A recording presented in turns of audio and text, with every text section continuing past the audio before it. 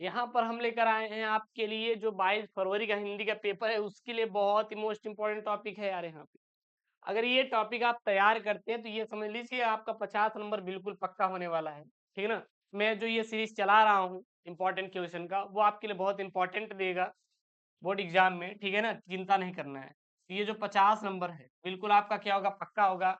कब होगा सर? 22 फरवरी को जो हमारा हिंदी का पेपर है। क्या उसमें हमारे ये क्वेश्चन फंसेंगे? बिल्कुल, उसी प्रकार से ये डिजाइन किया गया है जिस प्रकार से आपके पेपर में बनेंगे क्वेश्चन। तो इसलिए आप इसे तैयार कर लीजिएगा। क्लास 12 जितने भी बच्चे हैं, एक बार क्या करेंगे, इस वीडियो को फटाक से शेयर कर देंगे और वीडियो को यार लाइक कर लीजिए। चैनल को सब्सक्राइब नहीं किए तो प्लीज यार चैनल को क्या करिए, सब्सक्राइब कर लीजिए। नहीं किए ना तो अभी कर लो, तुरंत कर लो यार, तुरंत कर लो। देखिए जो पेपर रहेगा 2 खंडों में विभाजित रहेगा, खंड क और खंड ख। तो अब मैं कुछ खंड क से करूंगा, कुछ प्रश्न खंड ख से करवाऊंगा। तो तैयार है आप लोग? एक बार शेयर कर दीजिएगा, एक बार आप लोग शेयर कर दीजिएगा। सबसे पहले खंड क की बात करें तो पहले यहाँ पे बहुविकल्पी 10 नंबर का हम लोग कर लेते हैं। कल्पता निबंध संग्रह है, जो कल्पता निबंध संग्रह है यह गुरुजी हमारा है। देखिए ऑप्शन में दिया नहीं है, बोर्ड में क्या क्या होता है मैं वो भी आपको बता देता हूँ कि ऑप्शन बोर्ड में अगर नहीं दिया रहेगा तो बिल्कुल चिंता मत करिएगा। अगर आप गलत भी कर देंगे तो आपको एग्जामिनर पूरा पूरा नंबर देगा, आपको ही नहीं सारे बच्चों को मिलेगा तब। तो जैसे कि यहाँ पे बोर्ड में गलती कर दी गई थी, बोर्ड में गलती कर दी गई थी, इसमें से कोई भी ऑप्शन नहीं है। सही ऑप्शन क्या हो जाएगा? डॉक्टर हजारी प्रसाद द्विवेदी निबंध का क्या है? संग्रह है। मैंने इसलिए यहाँ पर ऐड किया ताकि आपको वो चीजें समझ में आए। ये आपका 2022 में पूछा गया प्रश्न था, 2022 में, ठीक है ना? तो इसीलिए मैं आपको बहुत ही अच्छे से समझाऊंगा, आप बिल्कुल चिंता मत करिएगा। एक भी क्वेश्चन आपका ऊपर नहीं जाएगा आपके मतलब सर से, परेशान मत होइएगा। अगला प्रश्न यहाँ पे, कन्हैयालाल मिश्र प्रभाकर की बाजे पायलिया के घुंघरू किस विधा की रचना है? जो कन्हैयालाल मिश्र प्रभाकर की रचना है वो क्या है? बाजे पायल, बाजे पायल के घुंघरू। यह किस विधा पर आधारित है? तो यह एक जो विधा है वो है आपका ललित निबंध है। क्या है? ललित निबंध है। क्या है? ललित निबंध है, ठीक है ना? उसके बाद ग वाला यहाँ पे प्रश्न है। ग वाला प्रश्न बोल रहा है, निम्न में से कौन हजारी प्रसाद द्विवेदी का उपन्यास नहीं है? तो देखिएगा, चारुचंद्र लेख हजारी प्रसाद द्विवेदी का उपन्यास है, पुनर्नरवा भी है, अनाम दास का पोथा है, लेकिन तट की खोज उपन्यास नहीं है, या हजारी प्रसाद द्विवेदी का उपन्यास नहीं है। इस चीज को आप बकायदे तैयार कर लीजिएगा यार, हर एक चीज मैं यहाँ पे इंपॉर्टेंट वाला दे रहा हूँ। उसके बाद घ वाला प्रश्न यहाँ पे, निम्नलिखित में से मेरे विचार कृति के लेखक कौन है? तो जो मेरे विचार के कृति के लेखक है प्रोफेसर जी सुंदर रेड्डी है। कौन है करेजा? प्रोफेसर जी सुंदर रेड्डी जो है मेरे विचार कृति के क्या है? लेखक हैं, ठीक है ना? तैयार कर लो यार, छाप लो एकदम। उसके बाद अंगा वाला प्रश्न देखिएगा, क्या है यहाँ पे, निम्नलिखित में से हरिशंकर परसाई की रचना है? तो हरिशंकर जो परसाई की रचना है वो है तब की बात और थी। तब की बात और थी किसकी है? हरिशंकर परसाई की रचना है। तब की बात और थी किसकी है? हरिशंकर परसाई की रचना है। चलिए उसके बाद अगला प्रश्न है यहाँ पे दूसरा का कि हरिऔध जी का प्रिय प्रवास है। हरिऔध जी का प्रिय प्रवास क्या है? तो संयोग श्रृंगार पर आधारित महाकाव्य। जो आपका प्रिय प्रवास है, यह प्रिय प्रवास है क्या? तो जो प्रिय प्रवास है यह एक संयोग श्रृंगार पर आधारित क्या है? महाकाव्य है। तैयार कर लीजिए, बहुत ही क्या है, ये सब जितने भी मैं प्रश्न लेकर आया हूँ ये सब बहुत ही आपके इंपॉर्टेंट है। अगला यहाँ पे देखिए प्रश्न क्या बोल रहा है, निम्नलिखित में से मैथिली शरणगुप्त की रचना नहीं है। तो जो मैथिली शरणगुप्त की रचना नहीं है वो आपका इत्तलम मैथिली शरणगुप्त की रचना नहीं है, बल्कि किसकी है? अज्ञेय जी की है। किसकी है? अज्ञेय जी की है। तो सिद्धराज है, अनग है और प्रदक्षिणा है, किसकी है? मैथिली शरणगुप्त की है। लेकिन गुरु जी इत्तलम किसकी है? अज्ञेय जी की रचना है। उसके बाद अगला प्रश्न यहाँ पे बोल रहा है, अगला बोल रहा है यहाँ पे, जयशंकर प्रसाद के महाकाव्य कामायनी में सर्गों की संख्या कितनी है? जो कामायनी है इसमें सर्गों की संख्या बताना है कितनी है। तो इसमें गुरु जी सर्गों की जो संख्या है वो कुल है 15। क्या है? 15 है। यह गुरु जी है क्या? तो यह एक महाकाव्य है। किसकी है गुरु जी? जयशंकर प्रसाद की है। देखिएगा कभी कभी बोर्ड में ऐसा देगा, नहीं तो बोर्ड में दे देगा कि महाकाव्य है, इनकिन में से महाकाव्य है, तो कामायनी महाकाव्य है। कामायनी महाकाव्य किसने किसकी रचना है? जयशंकर प्रसाद की रचना है। तो देखिएगा हिंदी जो है ना, हिंदी एक ही आता है, बस थोड़ा सा उसमें भाषा का उलट फेर कर दिया जाता है, हो गया, इससे बिल्कुल नहीं डरना है। रामधारी सिंह दिनकर को उनकी कृत उर्वशी पर पुरस्कार मिला था। क्या मिला था? तो ज्ञानपीठ पुरस्कार मिला था। क्या मिला था? ज्ञानपीठ पुरस्कार मिला था। और ये जो उर्वशी है, यह एक क्या है? तो उर्वशी जो है यह एक महाकाव्य है। क्या है? महाकाव्य है। यह किसकी है महाकाव्य? ये है रामधारी सिंह दिनकर की है। दिनकर की क्या है? महाकाव्य है। ठीक है, ये चीज आप लोग बिल्कुल तैयार करके रखेंगे, एक भी प्रश्न आपका छूटना नहीं चाहिए। उसके बाद अगला यहाँ पे प्रश्न है, अगला देखिए करिए प्रश्न क्या बोल रहा है। सचिदानंद हीरानंद वात्स्यायन यानी कि बोले तो अज्ञेय किस सप्तक में संग्रहित हैं? संग्रहित हैं। तो ये आपके जो हैं ये तार सप्तक में क्या है? संग्रहित हैं। क्या है? यानी कि ये आपके तार सप्तक के जन्मदाता माने जाते हैं। उसके बाद यहाँ पर आएगा आपका, वो आएगा गद्यांश पर आधारित प्रश्न। क्या आएगा? गद्यांश पर आधारित प्रश्न। सबसे पहले गद्यांश को पढ़िए, उसके बाद आंसर दीजिए। देखिए गद्यांश है क्या? मुझे मानव जाति की दुर्दम निर्मम धारा की हजारों वर्षों का रूप साफ दिखाई दे रहा है। मनुष्य की जीवन शक्ति बड़ी निर्मम है। वह सभ्यता और संस्कृति के वृथा मोह को रौंदती चली आ रही है। न जाने कितने धर्माचार्यों, विश्वासों, उत्सव और व्रतों को धोती बहाती यह जीवन धारा आगे बढ़ी है। संघर्षों से मनुष्यों ने नई शक्ति पाई है। हमारे सामने समाज का आज जो रूप है वह न जाने कितने ग्रहण और त्याग का रूप है। देश और जात की विशुद्धि, संस्कृति केवल बाद की बात है। सब कुछ में मिलावट है, सब कुछ में अविशुद्ध है। शुद्ध केवल मनुष्य की दुर्दम जी विषा है, यानी कि जीने की इच्छा है। वह गंगा की अबाधित अनाहत धारा के समान सब कुछ को हजम करने के बाद भी पवित्र है। सभ्यता और संस्कृति का मोह क्षण भर बांधा उपस्थित करता है। धर्माचार का संस्कार थोड़ी देर तक इस धारा में टक्कर लेता है, पर इस दुर्दम धारा में सब कुछ बह जाते हैं। जितना कुछ इस जीवन शक्ति को समर्थ बनाता है, उतना उसका अंग बन जाता है। ठीक है ना, उसका उतना अंग बन जाता है, बाकी फेंक दिया जाता है।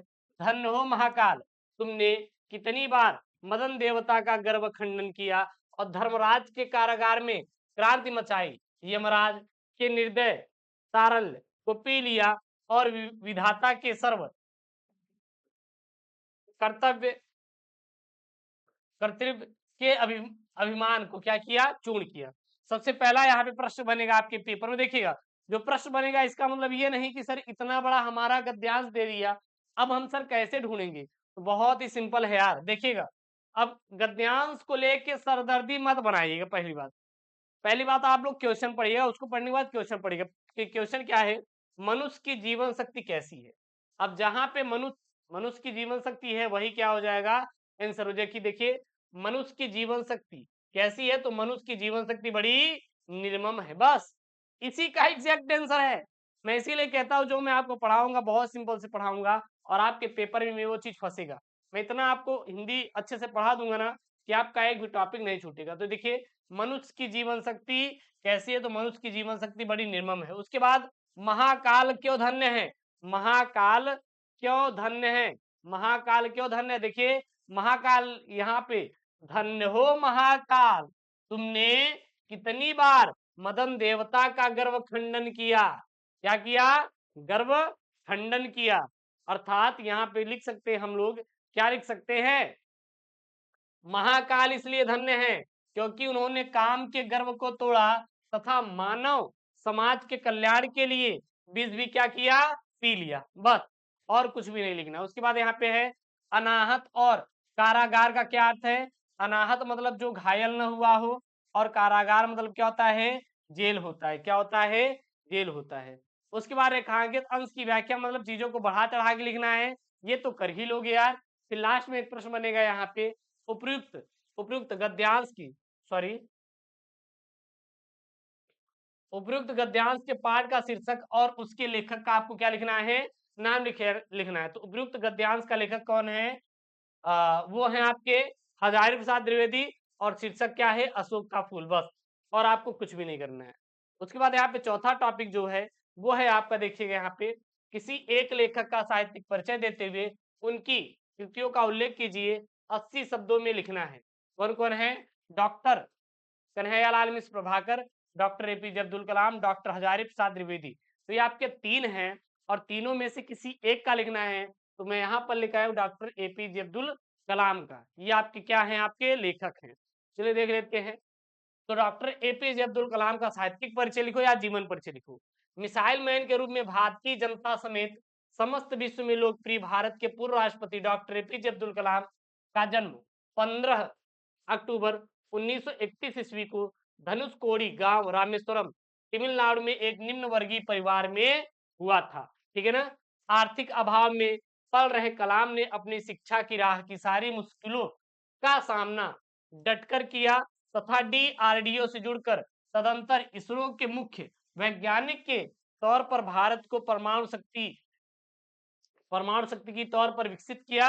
इतने महत्वपूर्ण पदों पर रहते हुए भी इन्होंने प्रेरक प्रसंगों और वैज्ञानिक दृष्टिकोण को भावी पीढ़ी खासकर बच्चों को साझा करने का समय निकाल लिया करते थे।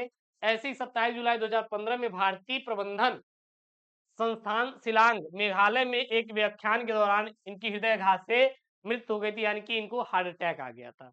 हार्ट अटैक जो होता है ना, दिल का दौरा, बस वही है। इसके बाद इनकी सर प्रमुख कृतियां कौन कौन सी हैं? तो India 2020, a vision for new millennium, wings of fire and autobiography, ignite minds, unleashing the power within Indian, Aarohan, Pramukh, Swami ji के मेरा साथ मेरे स्वामी जी के साथ मेरा आध्यात्मिक सफर, कलाम की प्रेरणादायक क्या है, कृतियां हैं, बस यही कृतियां हैं, रट लो। उसके बाद नीचे कुछ भी नहीं पढ़ना है। उसके बाद आएगा आपका कवि का, क्या आएगा? कवि का आएगा। देखिए यहाँ पे प्रश्न कैसा आएगा, निम्नलिखित में से किसी एक कवि का साहित्यिक परिचय देते हुए उनकी प्रमुख कृतियों का उल्लेख कीजिए। 80 शब्दों में इसका क्या देना रहेगा, आंसर आपको देना रहेगा। तो यहाँ पे हरिऔध है और कौन है, जयशंकर प्रसाद और महादेवी वर्मा। तो मैंने यहाँ पर लिया है अयोध्या सिंह उपाध्याय, हरिऔध को मैंने यहाँ पर लिया है। तो क्या लिखेंगे इनका? तो द्विवेदी युग के प्रतिनिधि साहित्यकार अयोध्या सिंह उपाध्याय, हरिऔध का जन्म 15 अप्रैल सन 1865 ईस्वी में जिला आजमगढ़ उत्तर प्रदेश में हुआ था। कब हुआ था? आजमगढ़ में हुआ था। कब हुआ था? 15 अप्रैल 1865 ईस्वी में हुआ था।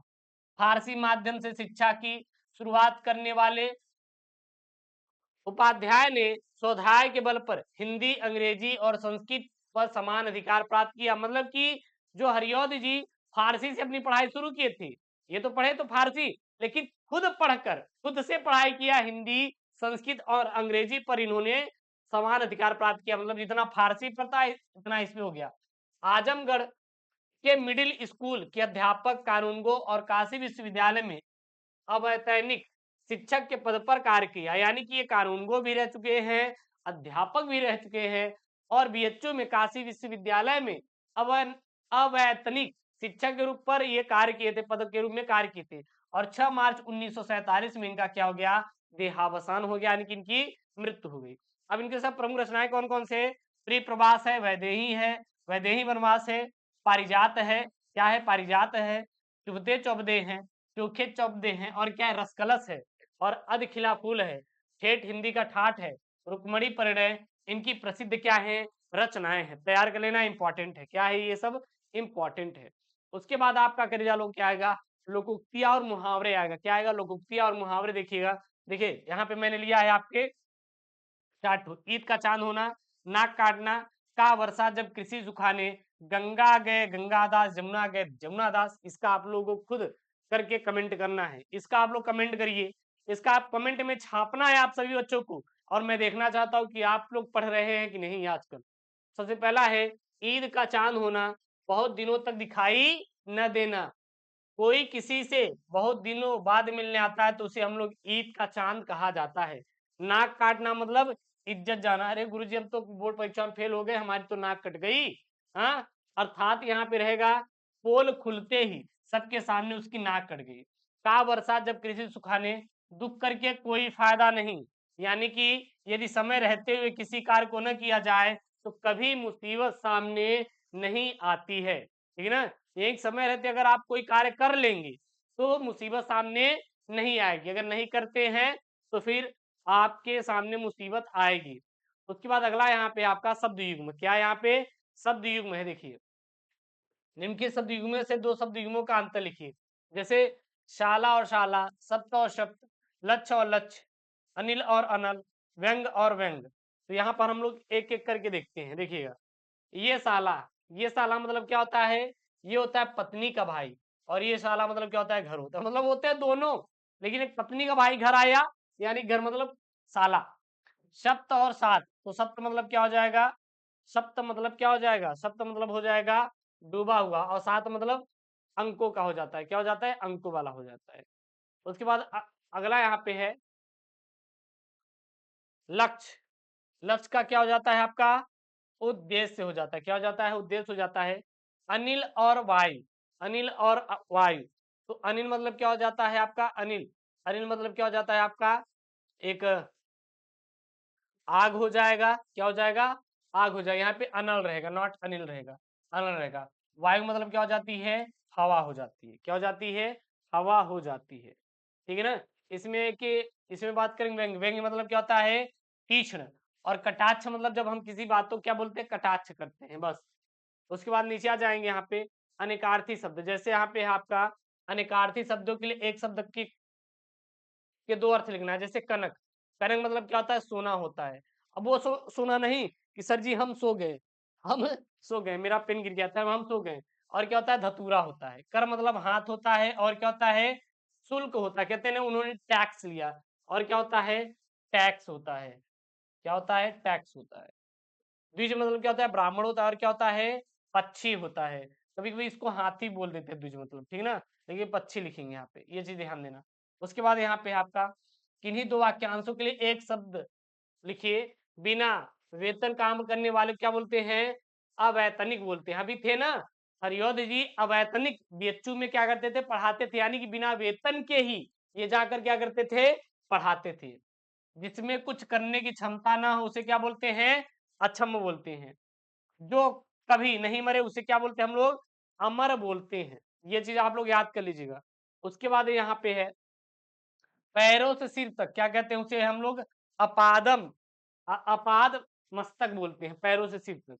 उसके बाद आपका घ वाला यहाँ पे आएगा, एक रहेगा टॉपिक, वो क्या रहेगा, दो वाक्यों को शुद्ध करके लिखना रहेगा आपको, दो वाक्यों को शुद्ध करके लिखना रहेगा। जैसे कि गौतम की पत्नी का नाम अहिल्या था। अब ये अहिल्या था, तो इसका मतलब तो सही से निकल नहीं रहा है, तो लिखेंगे गौतम की पत्नी का जो नाम है वो क्या है, अहल्ला था। क्या था, अहल्ला था। वह प्रातः काल के समय आया था, वह प्रातः काल आया था। अब समय मतलब प्रातः काल ही तो आएगा ना, एक समय हो गया ना, तो समय निकाल दीजिए। उसके बाद यहाँ पे आपका तीसरा वाला, इस घटना की परीक्षा होनी चाहिए, इस घटना की जांच होनी चाहिए। परीक्षा मतलब क्या है, अगर कोई घटना घट गई तो उसकी आप परीक्षा लेंगे नहीं, उसकी जांच करवाएंगे।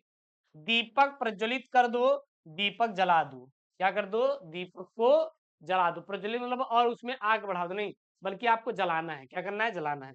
तो ये आपके क्लास 12 22 फरवरी हिंदी का बहुत इंपॉर्टेंट क्वेश्चन है यार। जो साइंस वाले हैं उनके लिए है, आर्ट वालों का भी धीरे धीरे देखिए हम करवाना शुरू कर देंगे, तो आप बिल्कुल चिंता मत करिएगा। जितने भी बच्चे हैं एक बार क्या करेंगे, चैनल से जुड़ जाएंगे और चैनल को सब्सक्राइब कर लेंगे। साथ ही साथ मैं खंड काव्य का भी एक सीरीज लेकर आ रहा हूँ, खंड का भी करवा दूंगा। बायोलॉजी तो करवा ही रहे हैं, फिजिक्स और केमिस्ट्री और इंग्लिश ये सब भी क्लियर हो जाएगा, बिल्कुल आप चिंता मत करिएगा। मिलते हैं नेक्स्ट वीडियो में दोस्तों। थैंक यू, जय Hind, take care, bye bye.